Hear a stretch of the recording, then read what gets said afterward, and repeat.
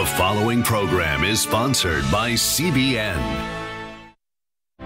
Coming up, the brothers who took a stand for their faith and lost their TV show because of it. Now the Benhams tell us what happened before being thrust into the spotlight.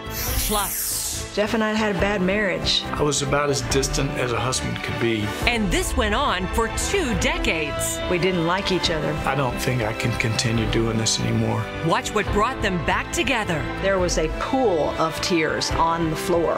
On today's 700 Club.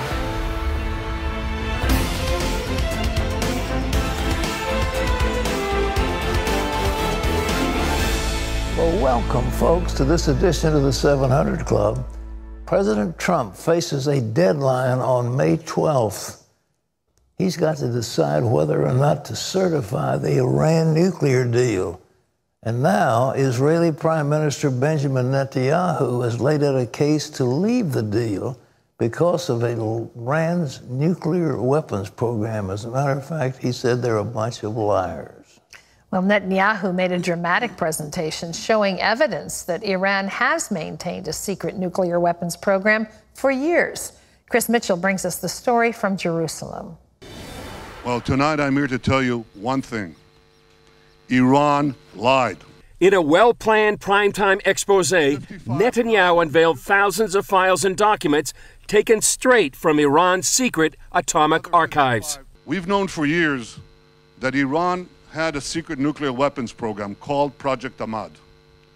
We can now prove that Project Ahmad was a comprehensive program to design, build, and test nuclear weapons. Netanyahu said the plan sought to put nuclear bombs on ballistic missiles. Then, after signing the nuclear deal in 2015, Iran hid its nuclear files. Even after the deal, Iran continued to preserve and expand its nuclear weapons know-how for future use.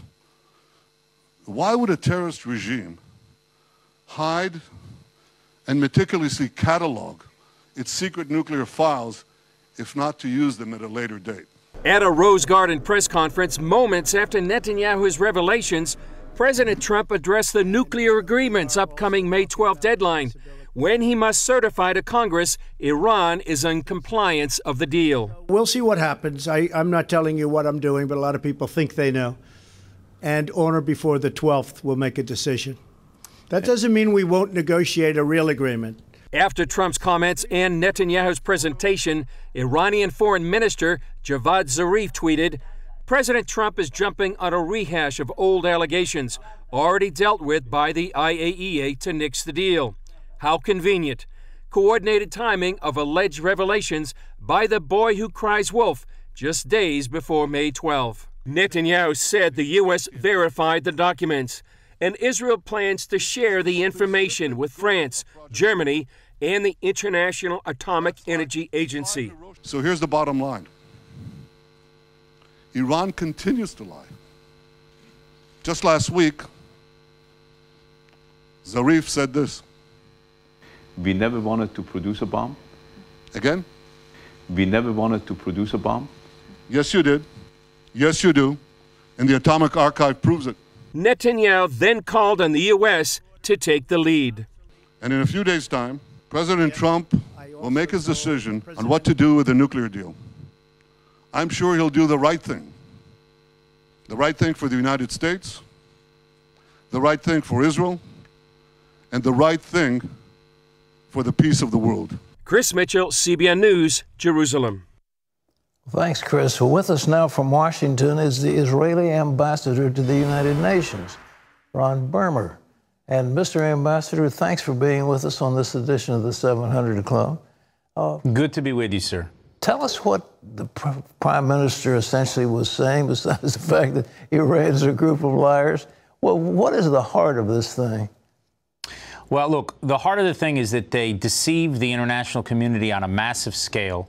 The Prime Minister just proved it. You know, before yesterday, there were a lot of question marks as to Iran's nuclear weapons program. Those were turned into exclamation points yesterday, and we have this massive archive, a secret atomic archive that we obtained from the heart of Tehran that actually shows the extent of their deception of the international community. So this whole deal that was made was based on utter lies and fabrications from the Iranians. So people could say, hey, that's a problem of the past. We need to focus on the future. Here's the problem with that. Those files are in a safe. They were in those safes not to be thrown out in the future, but to be used in the future. So when these deals restrictions are removed, and that's what the deal does, Pat, in a few years, Iran will be able to enrich as much uranium as it wants legitimately, and that's part of this nuclear deal. It puts restrictions only in place for a few short years. Well, when those restrictions are removed, they're going to go into those safes, they're going to take out those files, and they're going to use them to build nuclear weapons. Now, why would you want a regime that calls death to America, that leads massive chance of millions of Iranians to in death to America? Why would you want to give that regime the ability to build nuclear weapons in the future? That's why this deal must be stopped. Well, now, if it was based on a fraud, then essentially the deal is, well, at its inception is flawed, then, isn't it? I mean, it really doesn't hold. I mean, isn't that the normal rule of contract law? Yeah, you make a very good point. It's pretty much that the deal is invalid. And the reason why it's invalid is the last stage before this deal was implemented was they had to pass through an inspection mechanism of the International Atomic Energy Agency. They had to submit all of these documents so that the International Atomic Energy Agency would sign a final assessment of Iran's nuclear program. And we can prove 100% that they lied to the IAEA, that inspection agency. And because they lied, this deal moved forward. Believe me, if the world had this information in November 2015, this deal would have never gone forward the way that it has. And this deal was fatally flawed before. Israel said that 3 years ago. But now we have hard evidence to show that Iran not only has a problem, not only has a nuclear program for the past, but that they've actually kept this thing ready and waiting to be used in the future. And that is a great danger to the peace and security of the world. I think that your listeners also have to understand, Iran is developing intercontinental ballistic missiles. Now, this may not be news to your listeners because they know a lot about Israel. We're on the same continent as Iran. So the ballistic missiles that they're developing are not for Israel. They can already reach us. They're trying to get missiles to reach the United States. So if we do nothing, we're going to allow Iran to enrich as much uranium as it wants, to ultimately get ballistic missiles that can hit the United States. And now they're going to go into those vaults and use the information there to build nuclear warheads and put them on those missiles. How dangerous is that for the peace and security of the world? That's why President Trump was so correct in calling out this deal from the beginning. And we hope and I believe that he'll make the right decision in the days ahead. Essentially, where is Iran right now? Do they have the capability in a short period of time to use this fissile material to make a nuclear bomb? Have they actually got that technology in hand? Well, what we presented was only a sliver of the information that we have. All the information that we have, we passed on to U.S. intelligence agencies, and this was new information. A lot of people tried to say yesterday, this is just old stuff. It's not. It's very new stuff. It was new to our intelligence agencies. It's new to your intelligence agencies. Mike Pompeo, the new Secretary of State, who a week ago was the director of the CIA, said yesterday this was new information that allows the United States and others to put together the puzzle of Iran's military nuclear program. What I can tell you is Iran's program was much more advanced than we had previously believed. The exact time that it would take them to develop a nuclear weapon, that's still an open question, but they are much more advanced. And again, the fatal flaw of this deal is that the restrictions that it puts in place are not permanent. You saw a lot of people yesterday who said, you know, this new information of Netanyahu, it validates the need for a nuclear deal. It vindicates those who support the nuclear deal because it shows us that we have to put restrictions on Iran's nuclear program. And I say that's a very good argument, except for one thing. All of those restrictions are removed in a few years. So what people who supported this deal should be saying today, at the very least, is that the restrictions of this deal should be permanent, should never be removed on a regime that had planned in the past to develop nuclear weapons and plans in the future to develop nuclear weapons. It's a very dangerous and bad deal. It has to be fully fixed or it should be fully nixed. Well, when that deal was signed, the U.S. Released billions of dollars of Iranian funds What have they done with that money? Well, that's actually a very important point, because a lot of people are only focused on the nuclear side and the nuclear restrictions, but people don't remember the price that the international community paid to Iran to agree to this bad deal, which is they freed them, as you just said, of all of these sanctions. And hundreds of billions of dollars over the next few years are pouring and will pour into Iranian coffers if this deal is not stopped. And I would love to tell you that they're using those funds to establish a GI Bill for returning members of the Iranian Revolutionary Guard. They're not. They're using it to fuel their war machine in the region. They're supporting Shia militias in Iraq, the same militias that killed hundreds of Americans. They're trying to develop a permanent military presence to attack Israel in Syria. They're supporting Hezbollah, their terrorist proxy in Lebanon. They're supporting the Houthis, another terrorist proxy in Yemen, that are firing rockets into Saudi Arabia. So the freeing of Iran from the sanctions has actually endangered the Middle East in ways that people can hardly imagine. And they're doing all of this before they have nuclear weapons. Imagine what will happen in a few years if nothing is changed, if they get nuclear weapons. What you've seen now in terms of Iranian aggression will grow tenfold, 100-fold, 1,000-fold. Oh, this is an existential threat to Israel. Is Israel ready to take some kind of preemptive military action, do you think?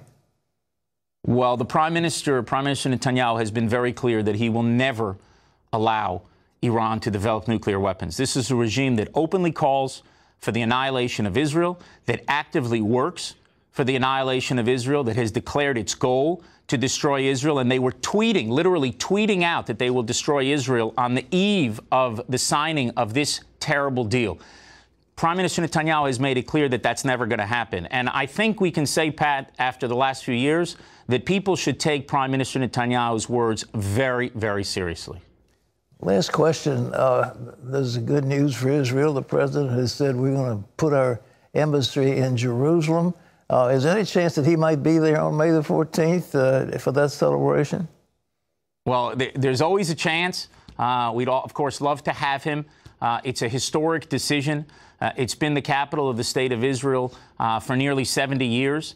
And it's been the capital of the Jewish people, the place where we direct our prayers, for 3,000 years. So this decision was long overdue. There were 12 presidents before President Trump that did not make that decision. Thankfully, this president had the boldness and courage to make that decision. And I also think, Pat, that it helps advance peace. Because the reason why we don't have peace is that the Palestinians think and teach their children that the Jewish people stole the land of Israel from them. Now, you know how ridiculous that is. This is the land where the patriarchs of the Jewish people prayed. It's where our prophets preached, and it's where our kings ruled. When the Jewish people come back to Israel, they come home. But that is not the message that the Palestinians teach their children. What they teach them is that we stole their land, that we're foreign colonialists. And they deny any connection between the Jewish people and the land of Israel. They deny a connection between the Jewish people and Jerusalem, which has been the center of our national and religious life for 3,000 years.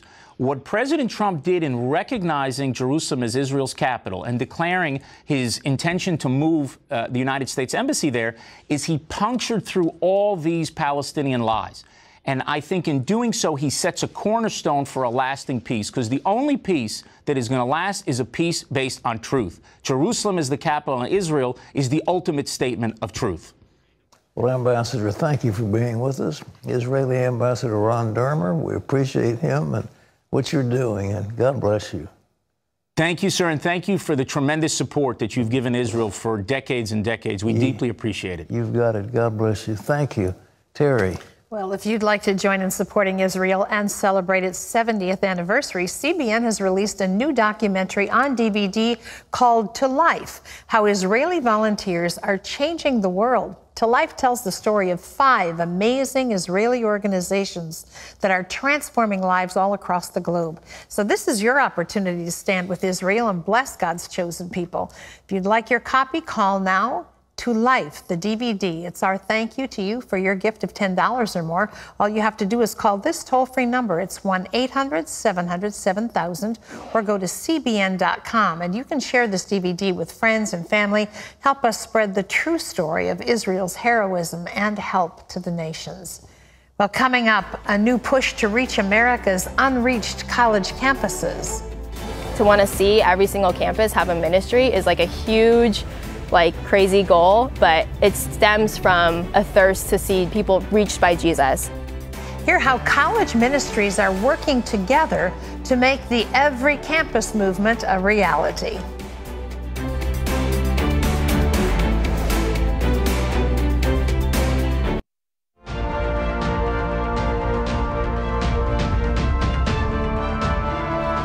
Well, you've probably heard of them: InterVarsity Christian Fellowship, Christian Campus Crusade for Christ, and others. National ministries serving college students today face multiple challenges. First, they only operate on about 40% of all college campuses, and even some of those universities want to push them out.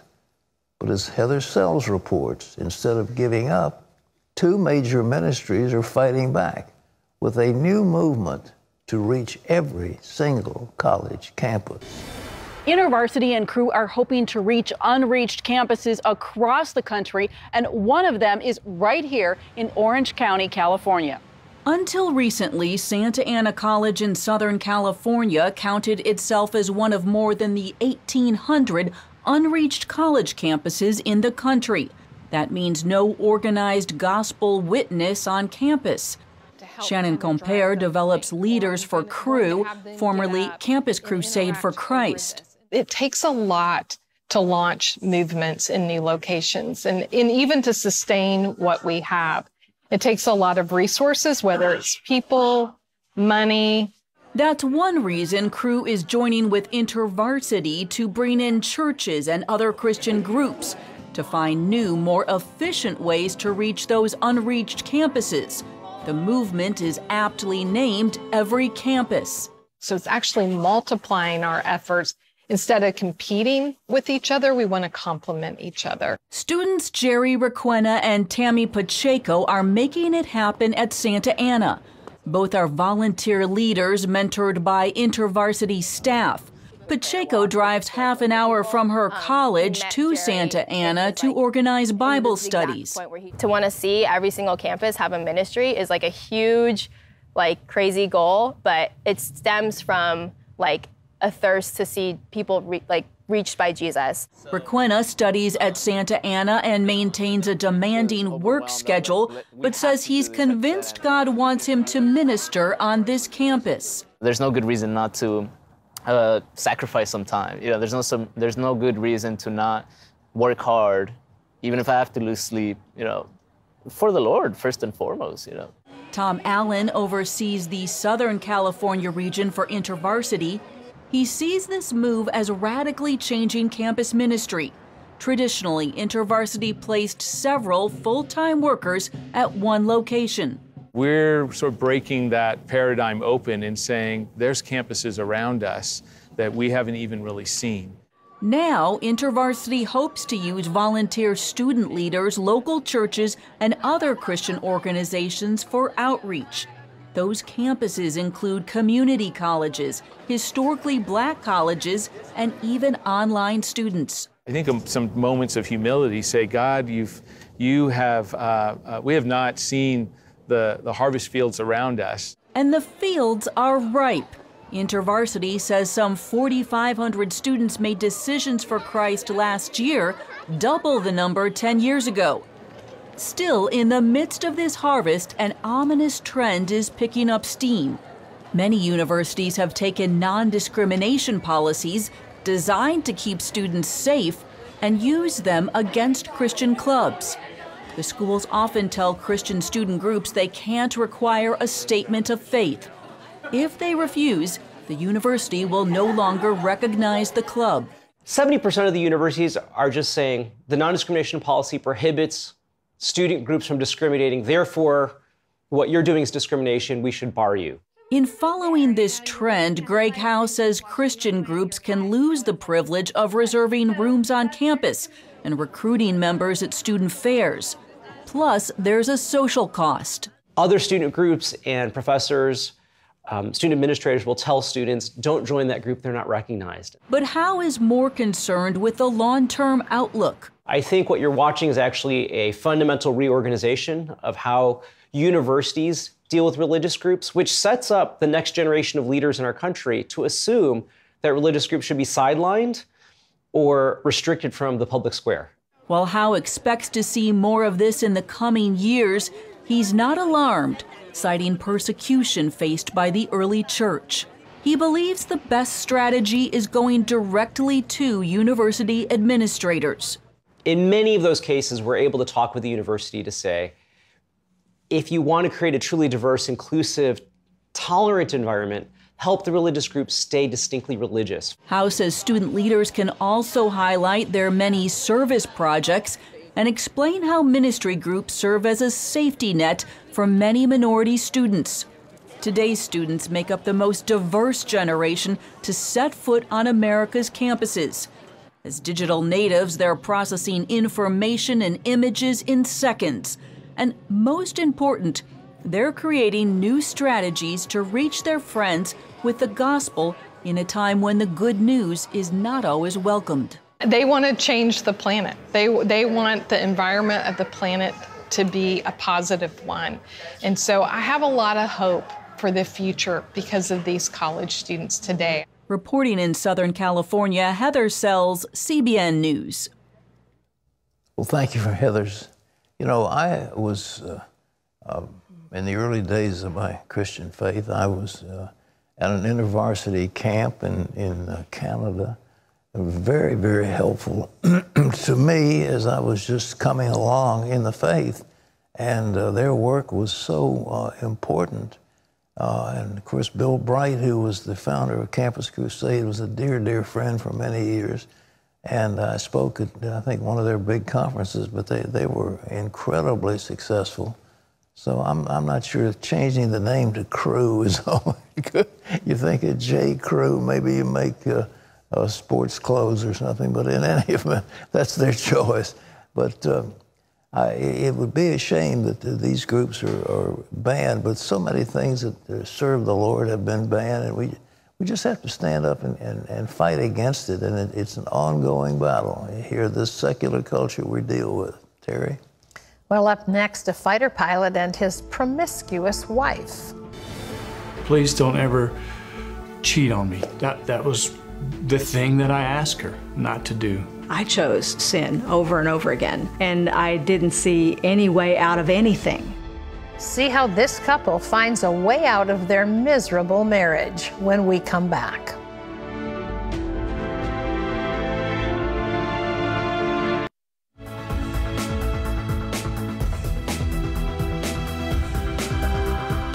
Well, there was a country song a few years ago. The lead line was 7 years with the wrong woman is longer than anyone thinks, and it just goes on from that. But you know, marriage can be like heaven on earth, or it can be like hell on earth. Just depends on who you're married to and what goes on. Jeff and Deb Waterbury had that awful experience. They had a miserable marriage, and still they decided to stick together. Then one day, Jeff found out that for years, Deb had been cheating on him. That was the one thing he'd asked her never to do. Watch this. They told me basically in one moment that I wasn't worth anything. And so I think that I believed the lie that I was worthless. At the age of 12, Deb Waterbury's happy childhood was ripped away when 2 neighborhood boys raped her. I was just so ashamed of who that meant I was. I certainly couldn't tell my parents, and I couldn't tell anyone. I just kept it to myself and then tried to reevaluate and restructure my identity based on this new thing. This now must be who I am. I made that vow that I would never going to be that girl that got taken advantage of that day in my friend's, living room. Deb struggled to control her identity and became promiscuous to numb her pain. After college, she married Jeff, who was unaware of her past. I think the greatest expectation I had was once I got married, that was it. I'm never going to get a divorce. Divorce being such a painful thing, and I don't know why this was in my heart, but I asked her, she can do anything to me or against me, but please don't ever cheat on me. That was the thing that I asked her not to do. Early in the marriage, Jeff poured himself into his career as a military fighter pilot instead of his family. I was not a good husband. I didn't really know how to be a husband. I was very unattentive to Deb. I was about as distant as a husband could be. Deb looked for acceptance outside of her marriage and had several affairs and one-night stands. I was just miserable in my own sin, but I didn't see a way out of it because I was so miserable in my life, and I didn't see any way out of anything. For nearly 2 decades, Jeff and Deb were trapped in a downward spiral. There were probably signs before I even found out that, there's something wrong with our marriage, but I think deep down I was just gonna try to ignore whatever problems that I thought we had. Jeff and I had a bad marriage. We did not have a good marriage. We both put a lot of bad into it. We had no relationship. We didn't like each other. In 2001, Deb's long-term affair with a man at their church became public. This was the bottom of my despair at this time. And I said, God, I don't think I can continue doing this anymore. And I said, either Deb or I, if you could just take one of us, that this would be over. I chose sin over and over again, and I was miserable. I remember looking down the ground while he was just sitting across from me, and there was a pool of tears on the floor. I couldn't stop crying. But in Jeff's determination not to divorce, he let Deb stay in the house. In desperation and out of options, they each turned to the God they had both met as children.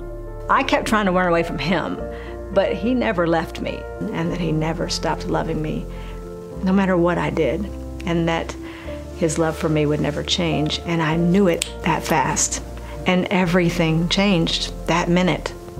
I began to think about it and began to ponder it, and I started to understand that the grace of God toward me and all the sin that I've had in my life and the forgiveness that he gave me in my life, who am I to say I can't forgive someone for what they've done to me? As Jeff and Deb started praying and reading the Bible separately, God began to speak to them both about their marriage. I was getting my eyes off of Jeff, who I was trying to make Jesus all those years, and putting it rightfully on the only Jesus that actually it should have been on the whole time. And when we took our eyes off each other and started looking toward Christ, and he began to satisfy me and give me joy that I'd never had before. So we were both being transformed together, but separately. She began to serve me in ways she never served me before, and she did it in a way that she had never done before. And it's little things, and I think little things add up. And we were walking through the parking lot of Home Depot, and he reached out and grabbed my hand. I think it's because he claimed me in that parking lot. After all the things I'd done to him, and after all that we'd ever been through, in the middle of that big parking lot, in front of all those people, Jeff reached out and claimed me. And I fell so much in love with him right then. And it was the first day of the rest of our lives. And only God can do that. Jeff and Deb rebuilt their marriage on the foundation of Christ, and Deb is now a Christian author and speaker. In her new book, The Lies That Bind, she helps others find freedom from their past and a new identity in Christ. The couple says they are grateful to God for allowing their story to help others. I wouldn't know God like I know God now. I wouldn't realize the love of Christ like I do now had I not gone through those things. All I can say is the love of Christ, it's in me, and that's the way I love my wife now. My identity is certainly not in the things that I have done, or my identity is certainly not in the things that people have done to me. Who I am is the bride of Christ. My identity is Jesus. Everything he is in me. And that is such a beautiful, freeing thing. Because what he did for Jeff and I is nothing short of magic miraculous. I love him in ways I never loved him before. God does so much. He is a miracle working God. There's nothing he can't do. If he can raise the dead to life, my word, he can certainly restore your marriage. I think that's the word for you. If he can raise the dead to life, he can certainly restore your marriage. Some of you have been locked into just a terrible relationship. You don't talk to each other. You hate each other. This bile in your system is just evil. You can't have any peace in your heart. And every time you look at your spouse, this hatred builds up inside of you. And you say, this is just terrible. Because it's destroying you. And God wants you to love your wife or your husband, wants you to love your spouse, and he wants to bring you into a union of joy. That's what he says as we get older. He wants us to enjoy the wife of our youth. He says that to the men. And they can be absolute joy as two people share a life together. They build a home together. They build a future together. They bring up children together. And they look forward to a long future together. That's what God intends. It isn't right that man should be alone, he said. I'm going to make a helpmeet for him. And that's what marriage is supposed to be. But I tell you what, if you're selfish and you have resentment built up, or if you are like Deb and you're out, you say, I chose sin over my marriage. If you decide you want to go have a fling all the time, it won't work, and that corrosive nature will eat at you and eat at your spouse, and it'll be horrible. But God wants to forgive, and he wants to be the center of your life. If you want to know more about this, we have a couple of packets. One is called Love and Marriage. It's a little booklet. It'll help you a lot. And if you want to know more, I ask you to call one of these counselors on the telephone. I'll be glad to talk to you about it. The number is 1-800, if you're long distance, it's 700-7000. It's easy to remember, 700-7000. So call and just say, look, I'm having trouble with my marriage. I need help and I need prayer. Somebody's here who loves you, and just talk about it. It doesn't hurt. You just talk, and God will hear your statement, and he will hear your prayers, and he will answer your prayers. Here's Terry. Well, still ahead, former professional baseball players David and Jason Benham. The twins shared the amazing story of their rise to the pros and their dream come true miracle in Shreveport. They're going to be joining us live coming up later.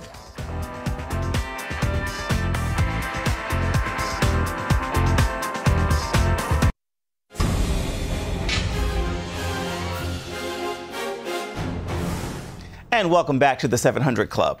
President Trump called the murder of Christians in Africa a, quote, very serious problem during his meeting with Nigeria's President Buhari Monday. The president said the U.S. would be, quote, working on that problem very, very hard because we can't allow that to happen. The president talked about efforts to protect people of faith in Africa and to prevent their places of worship from being burned down. The two presidents met as Nigeria battles Islamic terrorism. Roy Moore, the failed U.S. Senate candidate from Alabama, has filed a lawsuit against some of the women who accused him of sexual misconduct. Moore believes the four women were part of a political conspiracy to derail his Senate run in 2017. Moore's attorney called the accusations false and said his accusers and others hope to see him lose the special election for the Senate last December. Remember, you can always get the latest from CBN News by visiting our website at cbnnews.com. Pat and Terry are back with much more of today's 700 Club. That's coming up right after this.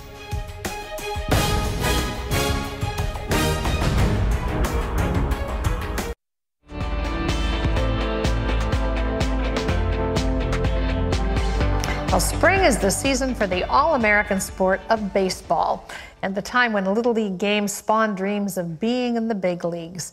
Well, twins David and Jason Benham fell in love with baseball as little boys, spurred on by their father's big dream.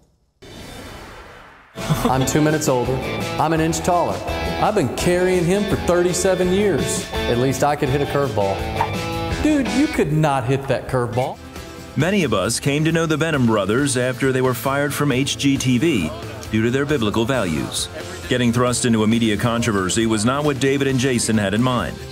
But these former professional baseball players and nationally acclaimed entrepreneurs drew strength from an earlier time in their lives when God stepped in and blew them away with his faithfulness.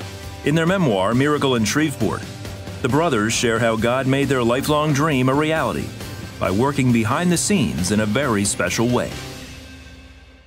Well, please welcome back to the 700 Club, David and Jason Benham. It's great to have you both here. Thanks for having us. Your book was such a fun read. I mean, I've interviewed you before, and I know some of the things that have happened in the more current years of your life, but it was fun to go back to your childhood with you. Yeah, you're right. And you know, the whole thing with HGTV, we drew strength from a story earlier in our lives, which is this one. We remember it covers a 20-year period from the ages of 5 to the ages of 25, where we saw God work together in such a way that actually blew us away. Yeah, really, really miraculous. Your dad played such a significant role in your lives growing up, which is a huge blessing. Not a lot of kids have that. But let's go back to Texas, to the Little League years where you played, and your dad taught you 2 lessons during that time that really kind of anchored you, right?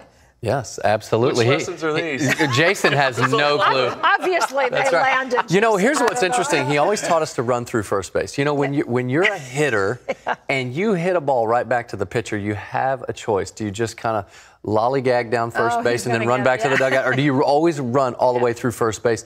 He taught us that in Little League, and what's interesting is when HGTV, we ended up getting fired and all the cameras were gone, we still had 6 families that we were renovating houses for. Oh my God. And we remembered that lesson, run through first base. Wow. We ran all the way through first base, finished those houses.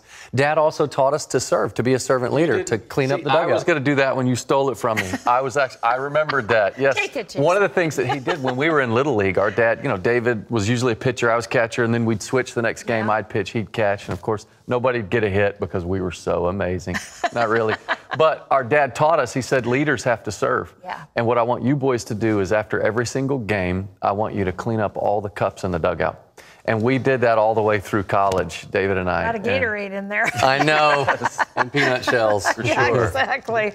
You know, you also had something that happened repeatedly as you were growing up. You'd be going to a family event and you'd drive through Shreveport, Louisiana. I mean, you're Texas boys. And what was that about? Well, our dad was a pastor. We only got 2 weeks of vacation every July, and we would drive from Dallas to Atlanta to visit family. We never got to go to big vacations, but 3 hours outside of Dallas is Shreveport, and we would get into our 1979 ice blue Caprice Classic station wagon. We would drive, and we would always leave early in the morning. So Jason and I were sleeping in the back, and Dad would wake us up, and he would say, "Hey, boys, wake up. You see that stadium?" And as we're driving down I-20 right there off of the interstate, we look, and there's Shreveport Captain Stadium. It looked like Yankee Stadium to us. And he'd say, "One day, you boys are going to play there together on the same team at the same time. Let's pray." He'd put his hand in the back seat, and we'd put our hands with his, and he would pray, "Lord, I pray one day my boys will get to play in that stadium together." And we did that all the way until we graduated high school. On the way to Atlanta and on the way back from Atlanta, when we passed Shreveport, we would pray that we would get to play together on the same team in that stadium. Well, I'm going to go back to your careers and what happened, but I mean, God brought that to pass for you. That was an amazing miracle. He did, and it was miraculous. But what we learned along the way is how to die to a dream. Yeah. We recognize that a dream typically goes in 3 stages: the birth of a dream, the death of a dream, and the fulfillment of a dream. And usually when it's fulfilled, it's a little bit different than what it was you originally dreamed. For us, by God's grace, this one played itself out perfect. But I had to learn to die to it early. After our senior year of high school, he was drafted. I was not. My heart was broken. After our junior year of college, he was drafted. I was not. My heart was broken again. But he stayed at Liberty. After our senior year, we both got drafted. Then my second season in, I broke my leg. My third season in, I got released. So this dream that we had of playing professionally together was not going to happen unless God performed a miracle. And he's in the miracle working business. Well, you know, what struck me as I was reading your book was that with a lot of that, you could have been very bitter. You could have been resentful towards your brother. You know, I mean, you guys have maintained your friendship and your relationship through it all. I'm sure you've had moments, because I got some boys too. But how did you do that? Well, you know, as our dad always taught us and our mom always taught us to really focus on depth in Jesus. And when you focus on depth in Christ, He'll handle the breadth of your life. So you don't have to worry about, oh, I'm not making it to the big leagues, or I don't get this, or I don't get that. You just stay deep. You focus on roots and let the Lord handle your fruits. And that really helped Jason and I not to look at each other. And we were also taught as young kids that competition is meant to build up, not tear down. Yeah. So we competed with each other, and we, you know, really tried to make each other better along the way. So that really helped us. Jason, you could have been bitter. I mean, what kept you from having that happen? Well, piggybacking on what he said about competition, is that it is meant to build up and not tear down. And the way that competition can build up and not tear down is you have to remove comparison. So this is something that my mom and my dad both taught me and David both, especially when after my senior year, didn't get drafted and he got drafted in high school. And Dad is like, don't compare yourself to David. God has a plan for you. Yeah. Now you go deep in Him. And when you remove comparison, this is a lesson for all of us, even today. Oh, for sure. Yeah. When you remove comparison, I mean, if you're going to compare yourself to someone who's maybe lower than you, then you grow prideful. If you compare yourself to someone who's maybe higher than you, then you get envious. Exactly. Either way, comparison ends up bad. So you got to remove comparison, go deep in the Lord. Boy, and ultimately, you actually played in Shreveport. We did. Who could believe that? That's so radical. I'm telling you, this is not a shameless plug, but the book will blow you away, because Jason gets released. Yeah. And I was already traded to the St. Louis Cardinals. I was on the fast track to the big leagues. He came to watch me play in flip-flops and shorts, and the next night, he's on the team with me. That's unbelievable. Right there. Just forget Shreveport. Just right there. That's unbelievable. Right. But then you guys were even surprised as you realized you were going to Shreveport. You going to let me? Yeah, go ahead. You want to go ahead and finish it out? Well, we didn't even know. We hadn't even looked at the schedule. So here Jason signs. He's in the stands one day. Joking. He's in. No, well, I'm just taking over now at this point. I have to do these things. That's what the oldest gets. But we're in the dugout together the next night, and then Jason ends up getting a pinch hit that night and hits a double. Hadn't seen a live pitch in 4 months. We go back in the clubhouse. The newspaper is there interviewing him, and our manager walks in and says, "Hey guys, everybody be to the field tomorrow morning at 9 a.m. Shreveport's 3 hours away." Did we your had to look at jaws the drop? schedule. Oh, it did. And you know, we only had 4 games left of that season. And so David and I just looked at each other like, only God could do something like this. It was amazing. Yeah. And when you close the book, you realize God is on the throne. He's working behind the scenes, even when you can't see Him, and you can trust Him. But let me say one last thing. When David and I got to Shreveport for that very first day, we got there early to the field before the team. We found our way onto the field. We got down on our knees in center field, and we put our hands out to the Lord and said, God, only you could do something like this. And we turned around and we looked, and there our dad was up in the stands. He had come to the game early, and he was praising the Lord. He said, guys, only God could do something like this. So we had that moment together, the 3 of us, and with my mom and little brother and sister in tow. And it really is a miracle. It really is. Well, the book is full of wise counsel and some real sacrificial choices that were life-changing, and you need to read it. Benham's book is called Miracle in Shreveport, and just as the cover says, this is the stuff of movies. It's a great read. So pick up a copy for yourself and friends. Father's Day coming up. Perfect. You can also hear more of David and Jason's story in our social exclusive interview on Facebook. If you'd like to watch that, just go to facebook.com/700club. Thanks, guys. Always great to have you here. Thanks for having us. Well, still ahead, your questions, honest answers. SK says, I recently had someone try to not only hurt, but destroy my family. I'm struggling to walk in love towards this person. What should I do? Well, Pat's going to tackle that and more in just a moment.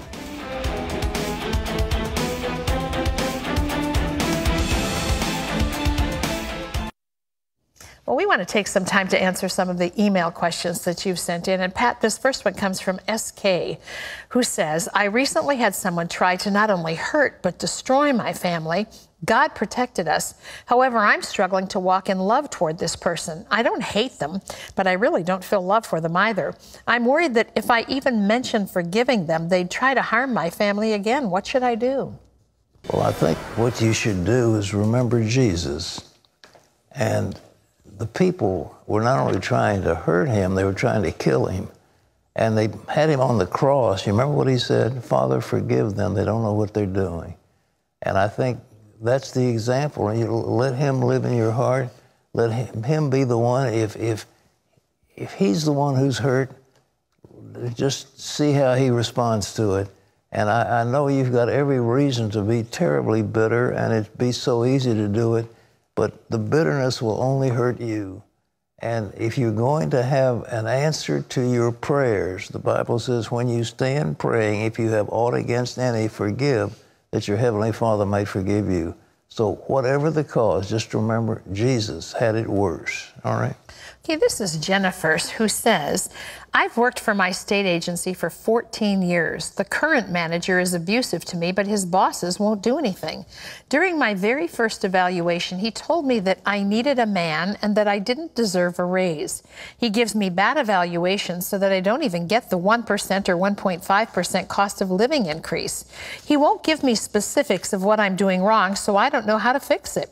I need to stay with the state because I need the medical and retirement benefits. I've prayed and prayed about it, and the only answer I get is that I'm where I'm supposed to be. Does God really want me to be abused like this? What you've just described is a violation of federal law. If the man, he says you need a man, I don't quite know what he's saying. I mean, but that's a very...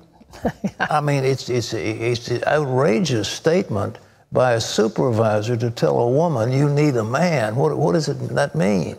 I know it sounds hard, but I would get a lawyer and file a complaint with the EEOC. That's what those laws are there, to protect people like you, and you shouldn't have to live in an abusive situation. That manager should be fired. He's doing a terrible thing, but I think the Equal Opportunity Commission is set up to hear cases. It's a non-judicial proceeding, and I think that would help, okay? Okay, this is Deb, who says, I had an abusive 19-year marriage, verbally, emotionally, and mentally abusive. I was severely depressed and scared, and I wanted to leave since it was affecting my health. Someone I knew wanted to help me, which eventually led into a brief affair. I stopped, repented, and my then husband said he would change. He told me God told him to forgive me, but he didn't. Then again, he abused RX pain drugs. He also had many affairs and stole $35,000 from me and our children. He left to live with a woman, came back, and forcibly lived on my property to force me into a divorce. He remarried. I've been alone since 2004 and really want to do the Lord's will. Can I remarry a Christian man, or do I have to remain single? Wow. Deb, if you read what Jesus said, you know, the ground for divorce and remarriage is very simple. It has to do with immorality, and your husband is carrying on an affair. Obviously, you had one, but it's kind of hard to claim your deal. He's left and remarried. Yeah, but he left, yeah. Exactly. So not only was he abusive and made it difficult for you to leave with him, there's several grounds that you have, but the answer is, can you go marry a nice Christian man and live on your life? The answer is yes, you obviously can, because your own husband has been unfaithful, and he's left you, and he's married, living with somebody else, all right? Okay, this is Laura, who says, Pat, why do so many wives nag, fault find, Monday morning quarterback, etc. so frequently? Shouldn't wives be more grateful and lift up their husbands instead of tearing them down? I think you answer your own question. The answer is, of course, they should.